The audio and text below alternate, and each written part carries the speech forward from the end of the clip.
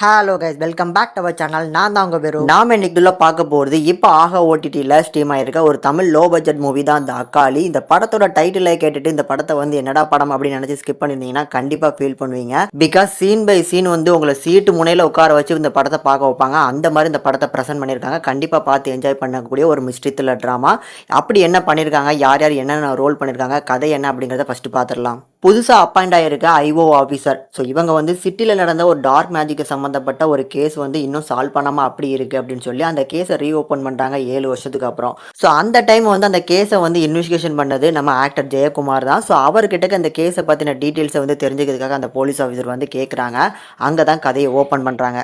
அனிதா அப்படிங்கிற பெண்ணை ஃபாலோ பண்ணி அடுத்தடுத்து சிட்டிக்குள்ளே நடந்த அந்த தொடர் கொலைக்கு பின்னால் இருக்கிற அந்த ரகசியம் என்ன, அந்த கேஸை அந்த நபர் வந்து பார்த்தீங்கன்னா எந்த அளவுக்கு கண்டுபிடிச்சிருக்காப்புல, இதை எல்லாத்தையுமே ஹெல்ப்ஃபுல்லாக வந்து யூஸ் பண்ணிக்கிட்டு இப்போ இன்வெஸ்டிகேஷன் பண்ணுற இந்த போலீஸ் ஆஃபீஸர் இந்த கேஸை சால்வ் பண்ணாங்களா இல்லையாங்கிறது தான் இந்த படத்தோட மீதி கதைனே சொல்லலாம். இந்த படம் பார்க்கறதுக்கு ஒரு பக்காவான ஒரு மிஸ்ட்ரி த்ரில்லர் ட்ராமாவாக எடுத்திருக்காங்க. படத்தோட ஸ்டார்டிங்லேருந்து எண்டிங் வரைக்கும் அந்த மிஸ்ட்ரியை மெயின்டைன் பண்ணுறது கண்டிப்பாக இந்த படத்தோட ஒரு பாசிட்டிவ்.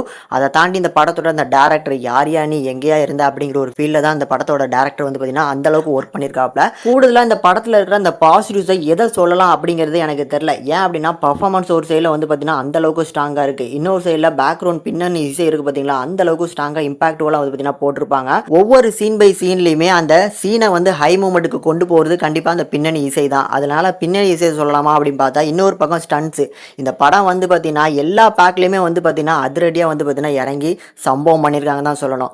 ஆக்ஷன் போர்ஷன் சில இடங்களில் வந்திருந்தாலும் அதில் இருக்கிற அந்த ஸ்டன் போர்ஷன்ஸ்லாம் வியர்ப்பு ஊட்டுற மாதிரி வந்து பார்த்தீங்கன்னா ப்ரெசென்ட் பண்ணியிருப்பாங்க. அதை தாண்டி சினிமோட்டோகிராஃபிக்கை தனியாக சொல்லணும்னா எக்கச்சக்கமான சீன்ஸை சொல்லலாம். அந்த அளவுக்கு இந்த படத்தில் வந்து எடிட்டிங் எல்லா விஷயத்துலையுமே வந்து நான் எதை வந்து விடலாம், ஏதாவது ஒன்று விட்டுட்டோம் அப்படின்னா கண்டிப்பாக இந்த படத்தில் இருக்கிற எந்த ஒரு விஷயத்தையுமே நம்ம சொல்லாமல் விடக்கூடாது அப்படிங்கிறது தான் என்னோட பாயிண்ட் ஆஃப் வியூ. ஏன்னா அந்த அளவுக்கு ஒரு படம் ஆரம்பிச்சதுலேருந்து எண்டிங் வரைக்கும் ஃபர்ஸ்ட் ஹாஃபும் செகண்ட் ஹாஃபும் அந்த அளவுக்கு கிரிப்பிங்கான ஸ்க்ரீன் பிளே வச்சுமே பெரிய லெவலில் ஆடியன்ஸுக்கு போய் சேர்ந்துச்சா இல்லையா அப்படிங்கிற ஒரு டவுட் இப்போ வரைக்கும் இருக்குது. எனக்கே இந்த படம் லேட்டாக தான் தெரியுது அப்படின்னா எத்தனை பேர் இந்த படத்தை இன்னும் ஸ்கிப் பண்ணியிருப்பாங்க அப்படிங்கிற ஒரு கேள்விக்குறி எனக்கே எழும்புதுனால தான் அப்படி சொல்கிறேன். ஸோ ஓவராலாக ஒரு கம்ப்ளீட்டான ஒரு ஹாரர் மிஸ்ட்ரி த்ரில்லர் ட்ராமாஸை விரும்பி பார்க்கக்கூடிய பேஷன்ஸுக்கு ஒரு கம்ப்ளீட் பேக்காக எடுத்திருக்காங்க. கண்டிப்பாக பார்த்து என்ஜாய் பண்ணுற அளவுக்கு இந்த படத்தை எடுத்திருக்கனால ஒரு ட்ரை பண்ணி பாருங்க. அட்லீஸ்ட் ஓடிடியாவது நம்ம ஸ்கிப் பண்ணாமல் இந்த படத்தை பார்த்து அப்ரிசியேட் பண்ணுங்க அப்படிங்கிறதா என்னோட ரெக்வஸ்ட். இந்த படத்தை வந்து பார்த்தீங்கன்னா கண்டிப்பாக ஃபேமிலியோட பார்க்கலாம். பயங்கரமான ஒரு ஹாரர் த்ரில்லர் வந்து பார்த்தீங்கன்னா இருக்கு.